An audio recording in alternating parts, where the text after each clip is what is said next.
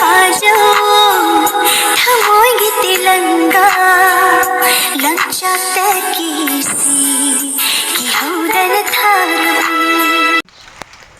Mayam, good morning da ngasi akhoi gi da kaidawrino jeng tu lambi kana sengi ma ngasa ai dei khobani thawak sumi nei ni da dei di ai na video namge mate kama haina tawine do nong su khara khara ta tharai akhoi lambi se hanan han khari ma sing jaw gi bedo akhoi lambi se sing jaw gi ba matam du de ekta kana taw khare nong chu ba ga sing jaw san ba ga phibam nam thi khare ba ko adugi kana tawine hujikse sengdana khotana tawdana ko marok tasu myam sengkhrabani do dagna nong se pathara bani na ko be se be ho raksna ma paire duna khoi dai khu famde lore dana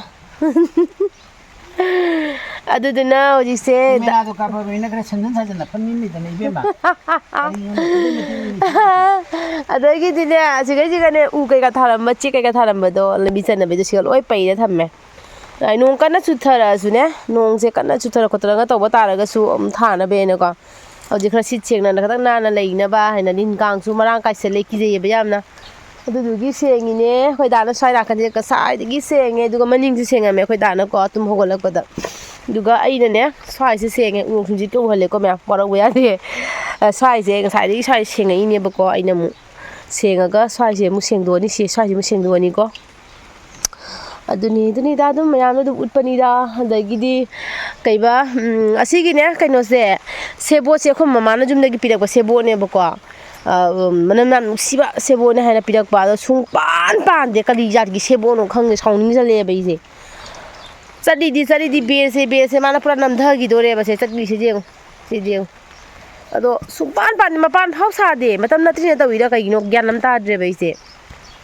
adum chatkidana ne tu ayo gore chatkidana pan ba de mata pan de ma pan phau sa dre haisin aduga aigi pando swai phau tan jare sidagi na ne swai phau ta le te be am tan da wali ko pan kuta duga tan ba yani da duga nong si am kana ta thara li pathagi eksi te nong atani leise aduga ne asigi ne kano se anan base ngasi phutala drada alan basi sune phuktat ba hawrane ba ko maru longna bagi somna kanda maru longna bagi thammani ko duga sa se ge se loi phutalaga ne sa je sengdoga aside sida hangam ka muka tharani ba ko aduga ai hangam je ngalakke ai hangam ha mama ga thahi bado ai mung se kano ta ngai aduga ina thai thajagi ba hangam hing loi hingjare ko mane loi hinge aduga sida ma ka si ba ko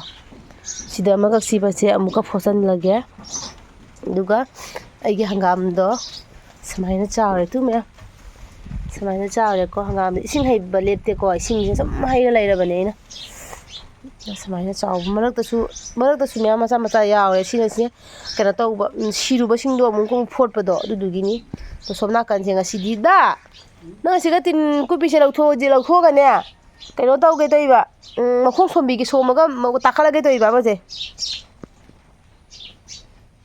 do hoji thabak se tang sudara ge ko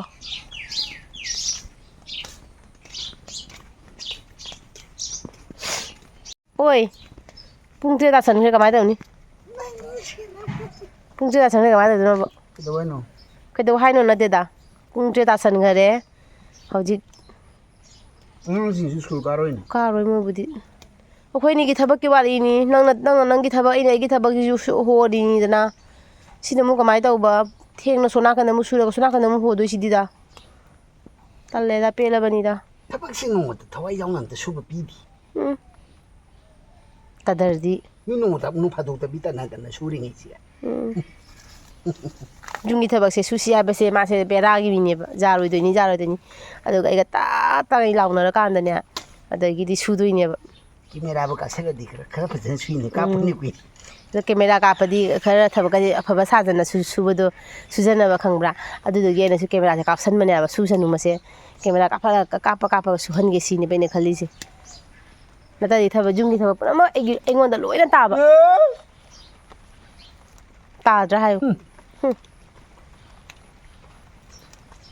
ꯁꯤꯒꯤ ꯋꯥꯁꯤ ꯂꯧꯊꯣꯛꯎꯔꯣꯏꯗ꯭ꯔꯣ ꯗꯣ Deron ꯊꯣꯛꯈꯤꯗ꯭ꯔꯣ ꯋꯥ ꯈꯔ ꯂꯩꯔꯛꯄ ꯀꯨꯏꯔꯕ ꯏꯁꯤꯡ ꯏꯆꯥꯎꯗ ꯃꯨꯂꯨ ꯄꯨꯔꯦ ꯂꯩꯕꯥꯛꯇ ꯑꯃꯨꯛ ꯅꯝꯁꯤꯟꯅ ꯂꯩꯔꯨꯔꯦ ꯋꯥꯗꯣ ꯋꯥ 1,300,000ꯒꯤ ꯋꯥꯅꯦꯕ ꯑꯗꯣ ꯀꯩꯅꯣ ꯇꯧꯔꯦ ꯄꯨꯡꯃꯥꯡ ꯃꯥꯡꯉꯦ ꯋꯥ ꯄꯨꯝꯅꯃꯛ ꯑꯗꯣ ꯎꯔꯤ ꯐꯥꯂꯣꯡꯗ ꯈꯔ ꯍꯥꯞ ꯁꯤꯒꯁꯨ ꯈꯔ ꯂꯩꯔꯤꯁꯤꯅꯤ ꯄꯨꯝꯃꯦ ꯋꯥꯁꯤꯅ ꯄꯨꯝꯗꯅ ꯈ꯭ꯔꯥꯡ ꯂꯥꯎꯔ ꯅꯨꯡꯁꯥꯗ ꯑꯗꯨꯝ ꯐꯧ ꯊꯝꯕꯤꯔꯦ ꯑꯩꯈꯣꯏ ꯗꯥꯁꯤꯅ ꯕꯦꯔ ꯁꯥꯕꯒ ꯌꯥꯗ꯭ꯔꯦꯕ ꯌꯥꯝ ꯁꯥꯎꯅꯤꯡꯉꯦ 1,300,000 ꯃꯥꯡꯖꯔꯦ ꯃꯥꯅ ꯍꯩꯄꯥ ꯁꯥꯉꯩꯒꯤ ꯏꯁꯤꯡ ꯏꯆꯥꯎ ꯈꯔꯅꯤ ꯃꯃꯥꯡꯗ ꯂꯧꯁꯤꯜꯂꯛꯇꯅ ꯃꯌꯥꯝ ꯑꯩꯁꯨ ꯑꯝꯇꯪ ꯀꯩꯅꯣ ꯇꯧꯈꯤꯒꯦꯀꯣ ꯁ꯭ꯋꯥꯏꯁꯦ ꯑꯝꯇꯪ ꯁꯦꯡꯗꯣꯛꯈꯤꯒꯦꯀꯣ ꯁꯤ ꯅꯥꯟꯅ ꯑꯝꯇꯪ ꯁꯦꯡꯗꯣꯛꯈꯤꯒꯦ ꯁ꯭ꯋꯥꯏꯁꯦ ꯑꯗꯨꯒ ꯑꯗꯨꯝ ꯎꯅꯔꯁꯤ ꯃꯊꯪꯗꯀꯣ ꯑꯩꯒꯤ ꯀꯨꯟꯗꯣꯁꯦ ꯂꯩꯁꯨ ꯁꯥꯠꯇꯦ ꯀꯔꯤ ꯍꯥꯏꯔꯤꯖꯥꯠꯅꯣ ꯃꯌꯥꯝ ꯑꯩ ꯊꯕꯛ ꯃꯌꯥꯝ ꯂꯣꯏꯔꯛꯄꯗ ꯑꯩꯁꯦ ꯄꯨꯡ 12 ꯇꯥꯔꯦ ꯁꯥꯎꯅꯤꯡꯕꯅ ꯉꯁꯤꯁꯦ ꯈꯪꯕ꯭ꯔꯥ ꯊꯕꯛꯁꯦ ꯋꯥꯃꯟꯈꯤꯅ ꯑꯩ ꯏꯇꯣꯝꯇ ꯀꯞꯅꯤꯡꯉꯦ ꯍꯥꯏꯕ ꯑꯃ ꯇꯧꯔꯤ ꯑꯃ ꯑꯃꯨꯛ ꯍꯣꯔꯝꯃꯤ ꯑꯃ ꯇꯧꯅꯤ ꯑꯃ ꯑꯃꯨꯛ ꯍꯣꯔꯝꯒꯅꯤ ꯑꯗꯨꯝ ꯇꯧꯕꯗꯅꯦ ꯁꯥꯎꯅꯤꯡꯉꯦ ꯉꯁꯤ ꯌꯥꯝꯅ ꯈꯪꯗꯦ ꯑꯗꯨꯒ ꯃꯤꯁꯤꯁꯨꯅꯦ ꯂꯥꯛꯄꯒꯤ ꯂꯣꯏꯕ ナꯏꯗꯕ ꯉꯥꯏꯍꯥꯛ ꯂꯩꯔꯒ ꯑꯃ ꯂꯥꯛꯏ ꯐꯤ ꯇꯨꯕ ꯅꯥꯏꯅ ꯉꯥꯏꯍꯥꯛ ꯂꯩꯒ ꯖꯦꯅꯝ ꯈꯛꯇꯪ ꯄꯤꯌꯨꯅ ꯉꯥꯏꯍꯥꯛ ꯂꯩ ꯑꯃ ꯂꯥꯛꯀꯅꯤ ꯉꯥꯏꯍꯥꯛ ꯂꯩꯒ ꯑꯅꯥꯟꯕ ꯈꯛꯇꯪ ꯄꯤꯌꯨꯅ ꯂꯥꯛꯀꯅꯤ ꯍꯥꯏꯗꯤ ꯑꯩꯅ ꯁꯣꯝꯗ ꯊꯕꯛ ꯇꯧꯔꯤꯉꯩꯗꯀꯣ ꯑꯗꯨꯒꯁꯨ ꯑꯗꯨꯝ ꯃꯇꯝꯗꯣ ꯃꯥꯡꯕ ꯑꯩꯁꯦ ꯑꯗꯣ ꯑꯗꯨꯃꯥꯏꯅ ꯇꯧꯅ ꯂꯣꯏꯔꯦ ꯐꯤꯁꯨ ꯃꯌꯥꯝ ꯑꯃ ꯁꯨꯗꯣꯛꯑꯦ ꯑꯗꯒꯤꯗꯤ ꯀꯩꯅꯣ ꯇꯧꯔꯦ ꯄꯣꯠ ꯆꯩ ꯂꯧꯕ ꯂꯥꯛꯄꯁꯤꯡꯗꯨꯁꯨ ꯃꯟꯃꯟꯅ ꯄꯤꯔꯦ ꯑꯗꯨ ꯂꯣꯏꯔꯛꯄꯗ ꯑꯩꯈꯣꯏ ꯗꯥꯗꯤ ꯃꯥ ꯊꯕꯛ ꯁꯨꯒꯠꯈ꯭ꯔꯦꯕꯀꯣ ꯃꯥ ꯉꯥꯏꯍꯥꯛ ꯁꯨꯔꯝꯃꯒ ꯊꯕꯛꯇꯣ ꯑꯗꯨꯒ ꯃꯥꯁꯦ ꯑꯩꯅꯅꯦ ꯋꯥꯕꯗꯣ ꯎꯕꯗꯨꯒ ꯃꯥ ꯅꯨꯡꯉꯥꯏꯇ꯭ꯔꯖꯥꯠꯅꯤ ꯆꯥꯛ ꯊꯥꯡꯒꯠꯄꯤꯔꯝꯃꯦꯕꯀꯣ ꯑꯗꯨꯒ ꯄꯥꯟꯒ ꯉꯁꯤ ꯀꯩꯅꯣꯒ ꯊꯣꯡꯉꯦ ꯄꯥꯟꯒ ꯑꯅꯥꯟꯕꯒ ꯍꯥꯏ ꯄꯥꯟꯒ ꯉꯥ ꯃꯔꯨꯝꯒ ꯊꯣꯡꯉꯦꯕꯀꯣ ꯑꯗꯣ ꯑꯥꯂꯨꯒ ꯊꯣꯡꯒꯗꯕꯗꯣ ꯑꯩꯅ ꯑꯥꯂꯨꯒ ꯊꯣꯡꯕ ꯆꯥꯅꯤꯡꯗꯅꯅꯦ ꯄꯥꯟꯒ ꯑꯣꯏꯅ ꯆꯥꯒꯦꯅꯀꯣ ꯑꯩꯈꯣꯏ ꯄꯥꯟꯗꯤ ꯌꯥꯝ ꯃꯨꯜꯂꯤꯀꯣ ꯑꯗꯨꯒꯁꯨ ꯑꯥꯂꯨꯁꯨ ꯌꯥꯝ ꯇꯥꯡꯉꯦꯕ ꯑꯗꯨꯗꯤ ꯑꯩꯅ ꯄꯩꯁా ꯈꯔ ꯁꯦꯚ ꯇꯧꯒꯦ ꯍꯥꯏꯅ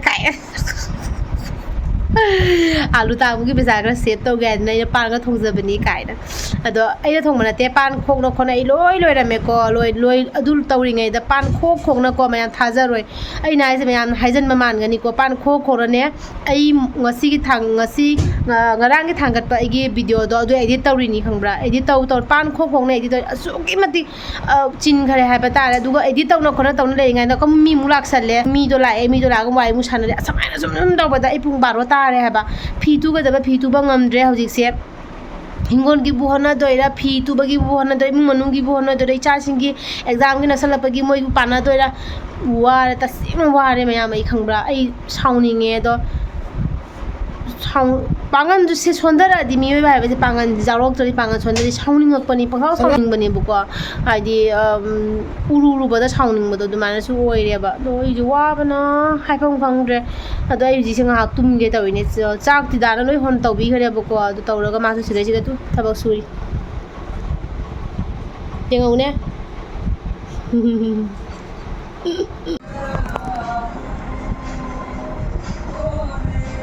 दा चाक थीबा होगरे मयाम अइना सिगा हिप्पी दानी थो मयाम अइना सिगा हिप्पी अखोइ दाना दुसिदा चाक थीबा होगरे ngasi लाद ओइना चारे को लाद ओइना चारनी ngasi से वाना रबनी दासु याम वारबने बुको दो अइसु वारे तुम होगलपदगी गंता होगल खाइना सुरप थबक मयाम से मयाम हाइ काना दे अदुदुना नमासु वारे बुको नोना फेंगरोइसि लाद ओइना चारजेना तौरीको ऐसिगा हिमना लैने पकाजिगा थोरो ओलगा लैरे वामनना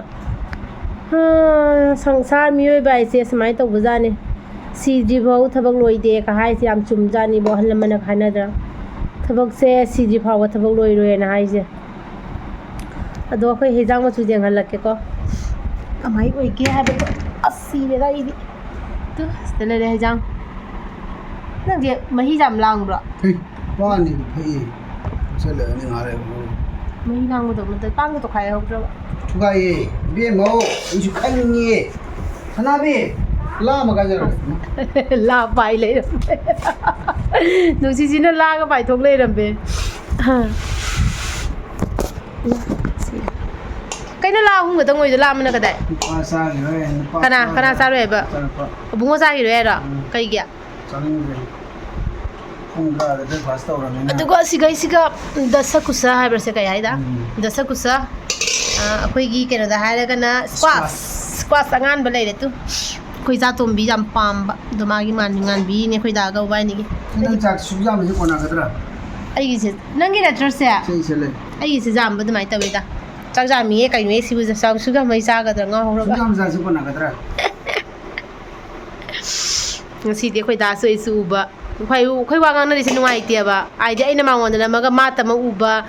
Ada gidi adu nuai tiap ba. Adu gay na. Ai ke maga. Ni kau ni mau urasan nuai na kau ni mau uba se. Yang je mai ter kanu kadra. Halai ni ha. Nak kau itu tapi lo jangan jangan macam tu orang kena jangan hilang udah mai tahu ba. Seng ba. Lang ke bani ni. Oh my god, pan to kaya udah malah ni. Bani ni pan phanyam tu kai pan Mayam tu? tu kai bani ni. Mayam je ungko ngam marum thong ba. Jadi dah ngap piece ni marum je ko. Option ga dia orang. Piece tahu raga thong pane. Hau ni kau dah thong pane ngasi ke je mayam hau wi hau tiada ungkang galak tu ini. Kau dah su hai bani dah thong bagi wadi. Juga hudik capa hau ni. Ombe. Ai je pura hanu biningu pasak se. Ai pamei cara ni ami pinang drobo da. Ami pinang ada ni kadra. Marang ami pikada de mi pino. Ami pinang da. Morok su leite. Ai tahu tu. Umuro le judi pa le judi. Sa si lao. Morok yang jauh ni. Muro to muro kan jidong sa hapo de. Kan ni nang dia. Ni. Okay, thank you. Thank you so much. Ha ma se ido ham de ni ai kan to bu. Ai si cha ba le phajan nam dang tu ni ge. Hamu. Ai gi marun de lai de. Koi cha tom bi gi asida lai de. Hai jang do bu isi ga tham bi na ma di pha ba. Ci ko la tu. Abu athoi be. Cái nó bro to cái tiếng của nó tắc bro to. Khá sao ba. Sao làm sao vậy chị? Pang nói tuổi nên tôi nhớ rồi. Cái dám tôi hay đi bên anh. Cô gái này nè, không nó bay nè. La. Ngam mà luôn thế chứ. Mày ăn kia cầm ăn thế chứ ngam mà luôn thế. Bây giờ tụi mình làm phá mày ngam mà luôn. Nhá hàng là sắm đủ ạ. Cái gì nó mà tao nó lại gì na. Bố tôi xin rồi. Asida na abung ogi khai do mà cái tao Hàng cái leo này. Mà cái Nó hay rồi tôi. Thế abung ogi khai do ogi. Tiếng của sida khôi cái giang này đâu thua ra cái khang chứ đúng thằng nào mà cái. Khôi pan thì dùng này mày làm tuổi đi chứ. Bar lao vậy. Mun bada bad lao lại chứ. Ai suy nghĩ hàng ra tự nguyện đó. Mới từ nó chứ? Double way đi. Yeah. Mày làm xí thằng khờ ghé xí xin nè. Nung thằng cái sudum cha ni abungo sak sa gi roi ba ko abungo I thằng khờ ghé duga xí xin na. Akoi ahung ko laga sida oina cha ra ge ko. Thana bi kurang labda pro. जाने क्या होगा हमारी ma'am how पर देंगे सावा हो लगे Ôi rồi. Sao luôn nhỉ? Ulla rồi साहे सा mấy cái nào bội nguồn đó đây ô thà ra nụ qua ô thà ra cái nụ tạm nữa tao rồi Chị ra ra. giờ là sẽ chụp lại rồi ok thằng rồi ấy xa là cái tụm mình tụm những người này gan lắm ta đi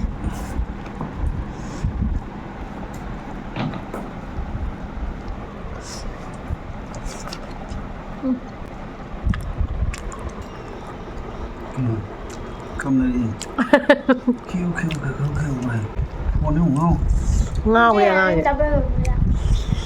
hao bro pasti dia ngatung mani nam ta hayo dana Cái gì hay bạn.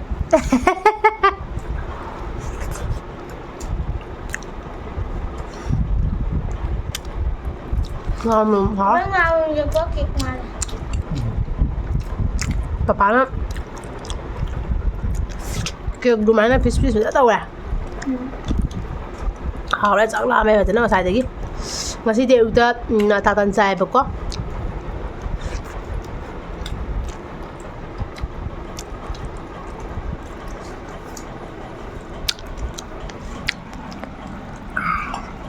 rồi pan chỉ không muốn gì chứ cái nó em có nói cái đấy ya em có nói pan chỉ không muốn gì bere bere